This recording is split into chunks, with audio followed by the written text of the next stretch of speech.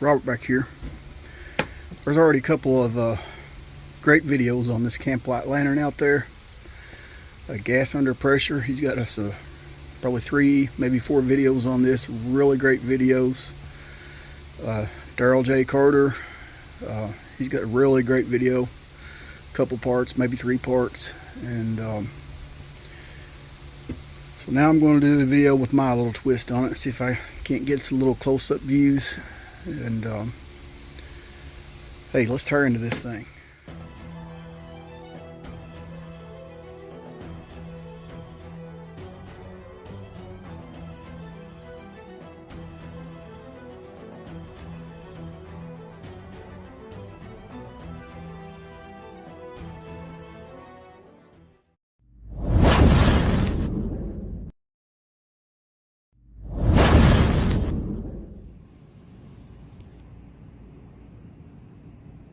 Okay, when I first got this lantern, I flushed out the tank with BBs and Coleman fuel. As you can see there, I got quite a bit of grit. You see dried around the edge of that cup. That all came out of this lantern.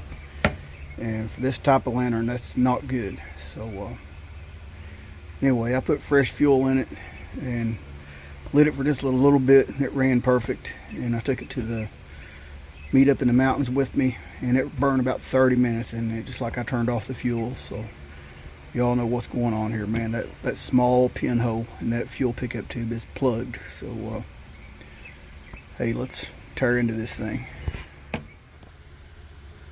First of all, let's dump this old fuel. See what comes out of it.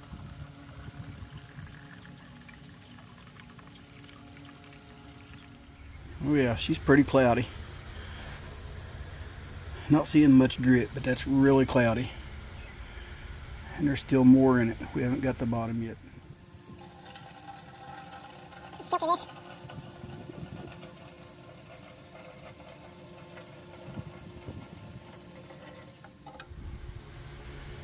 You can see all of the grit to the side of the cup. Quite a bit still in the bottoms. Okay, I'm going to do this just a little bit different than my buddy Daryl did. He took the globe and everything off first. The studs that hold everything together, he took off after that.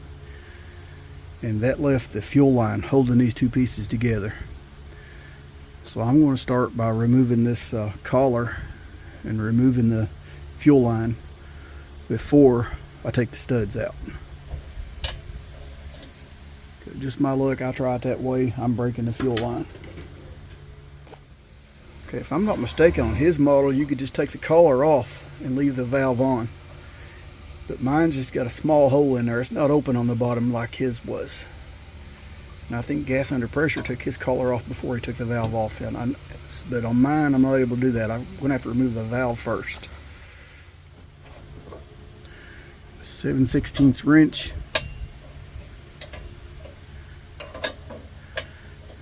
Turned out there really easy. That was simple enough. This little plastic container, I'm going to put all my parts in as I go. Now the valve's out. We can turn out this. Just got 1 screw. I think theirs had 2 screws holding this in. I'm going to have to see if I can find a replacement screw. This thing is kind of spring-loaded. I can tell that right now. These are springing out as I'm turning this, so hopefully I won't lose the one that I've got.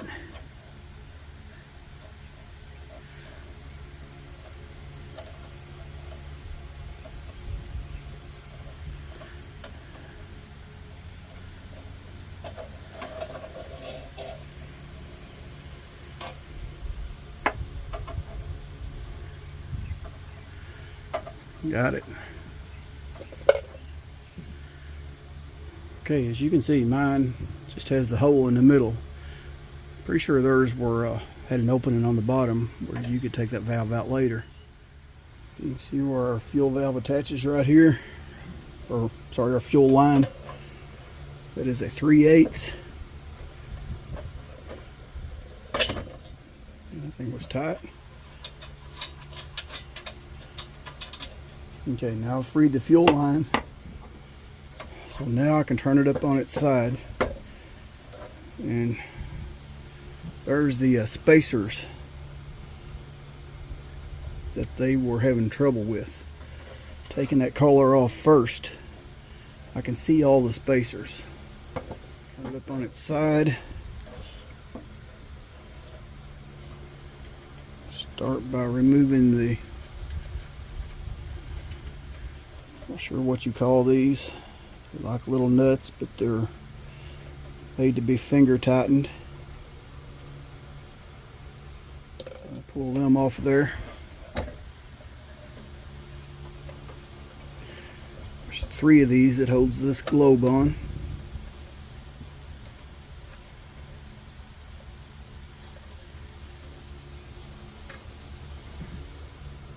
I don't know where, somewhere I've got some that look just like that.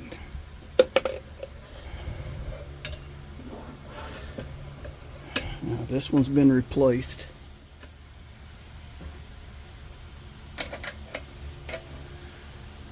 Lucky on that one first try, 5/16.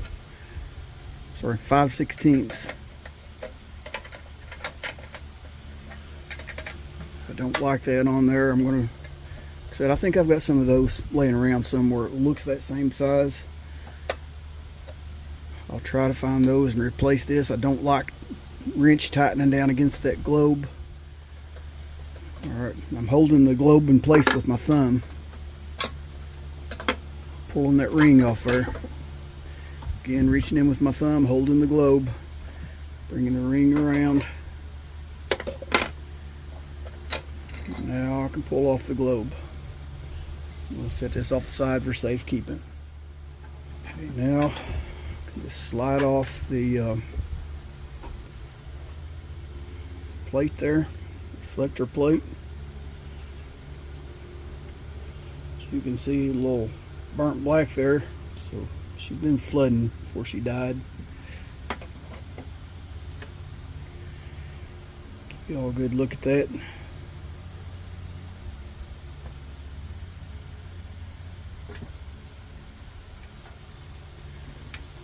Okay, now I should be able to remove the 3 studs. That one's just turning out by hand.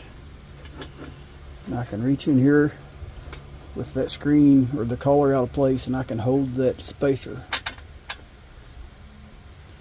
Spacer's not going nowhere. Easy peasy. No fighting, no looking when they fall out. Hold on to them when you turn the studs out. One more to go.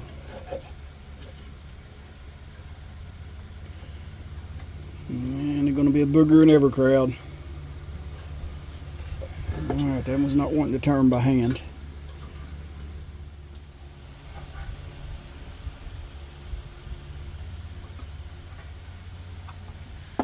Didn't really pinch them enough to mar or scratch or anything, just enough to get a little better grip than what I get with my finger. So again, I'm going to turn it back on its side. Hold the spacer.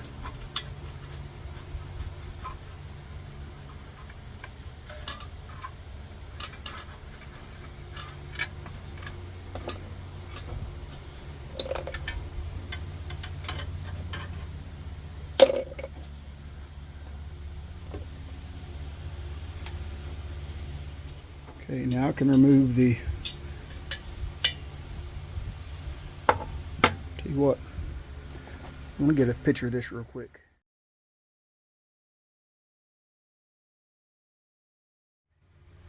Okay, I noticed when Darryl took his fuel line off and he went to put it back together, he was having trouble lining it back up the correct way, because you can see, I mean, just the way it's shaped. I mean, no matter which way you turn that, it's going to look like it goes in there right. So I took a couple of pictures, one from the top, one from the side, just so I can go back and look and make sure that get these back on right.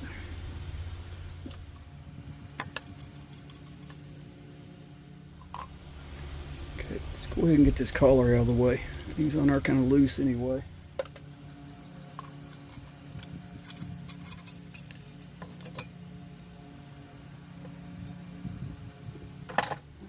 wish I hadn't done that, but spacers fell out on me.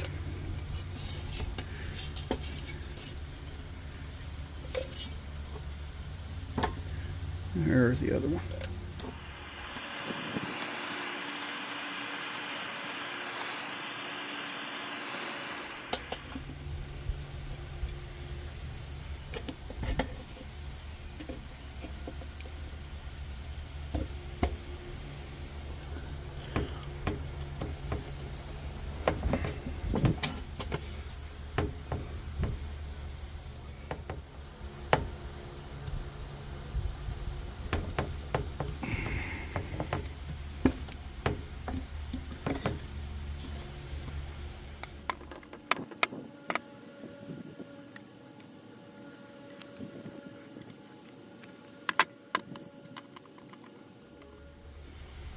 Let that cool down just a little bit.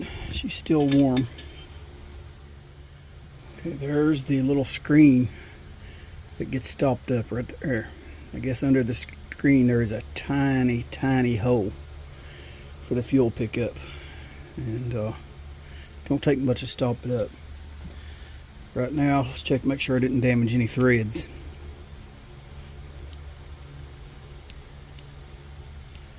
Alright, that one looks good.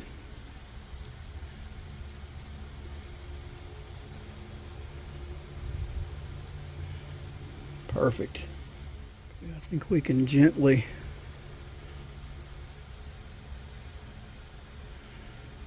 slide that screen off there.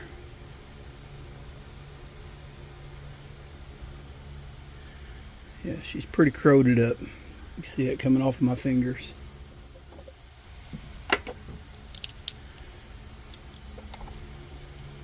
Just going to gently, not put any pressure.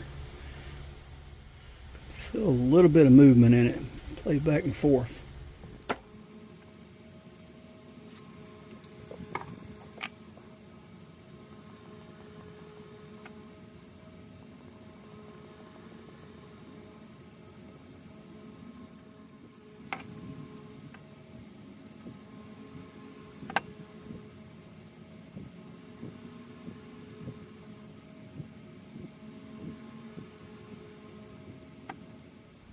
Okay, I could feel a little bit of play in that tube, so I knew it had to turn.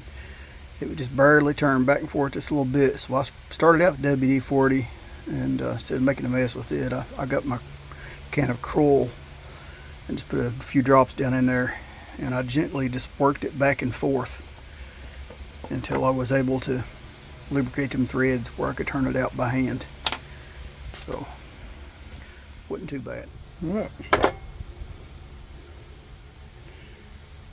Thread it out. Take some carb cleaner.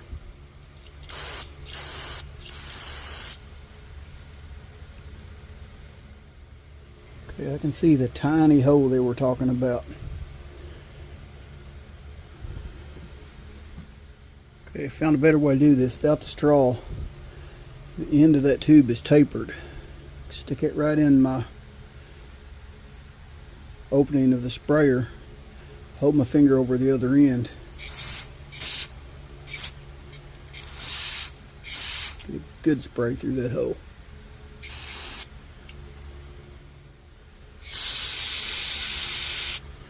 There I go without my gloves again. I know somebody's going to get on me.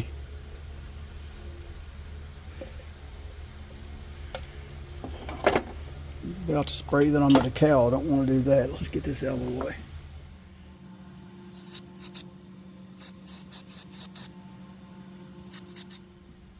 See if we can remove this frame, cage, whatever you want to call it.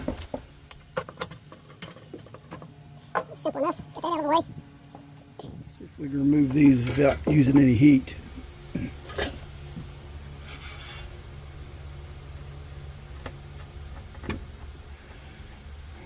That one came out easy enough.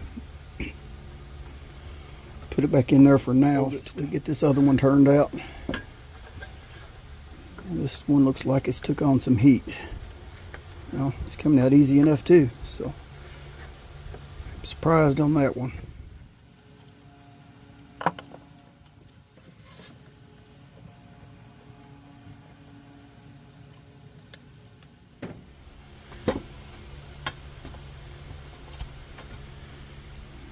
just pulls out. Drop that one right back down in that hole for safekeeping. And I hate to ruin a good mantle. That's one of my pet peeves, but sometimes you got to do what you got to do. Okay, that should just slide out.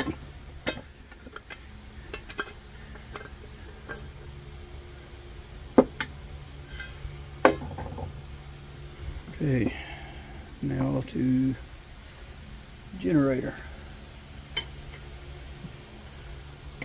It's like a 9/16. Probably help if I hadn't took that apart first. So go ahead and drop it back in there. Tighten that back down and loosen that generator nut. Give us something to hold on to.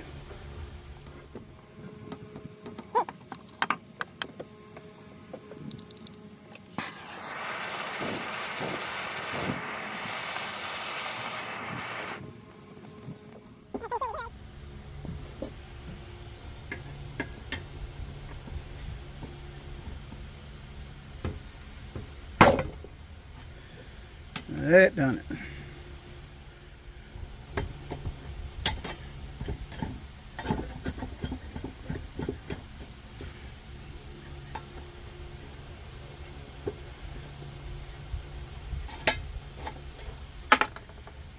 Set that off the side.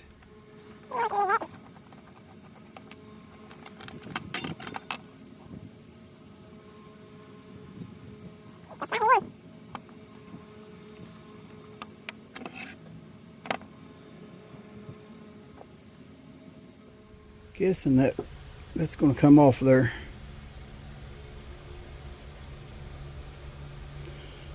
Looks steel. Not having much luck getting that off there, and I don't want to crush it. Ain't no big deal. Would like to get in there and give it a thorough cleaning though.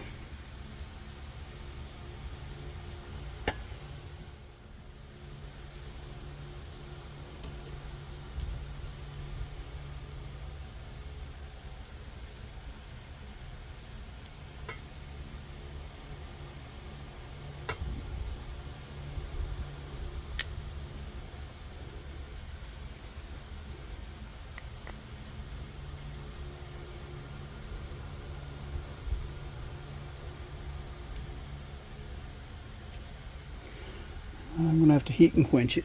Okay, when I was trying to move that internal from the generator, kind of bent that spring a little bit, and I was afraid to try to push this in there and damage that needle. So I taped it to this little piece of board, protect that needle, so I can drop it down in my parts here, and I don't have to worry about crushing the needle.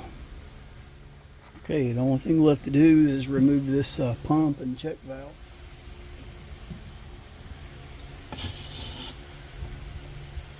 Top screw, side, remove the bottom screw.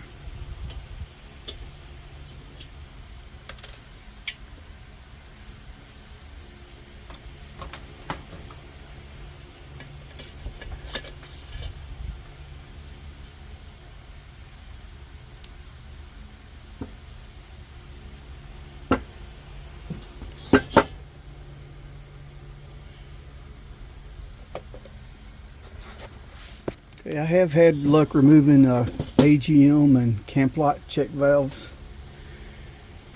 like this. I can't thread the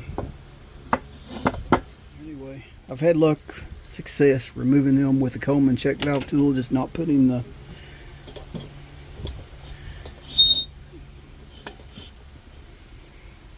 rod in it. So I'm just going to attempt to hold it steady. There we go. Started bumping in the camera there. Put that turned out of there. Tried to kind of mash down. I was turning to keep pressure on it.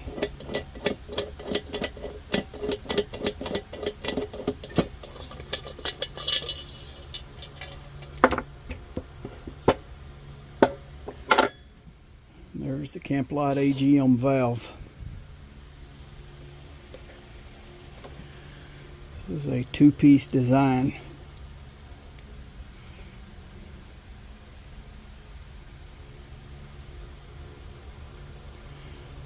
Looks like a little coarser thread than what's on the Coleman.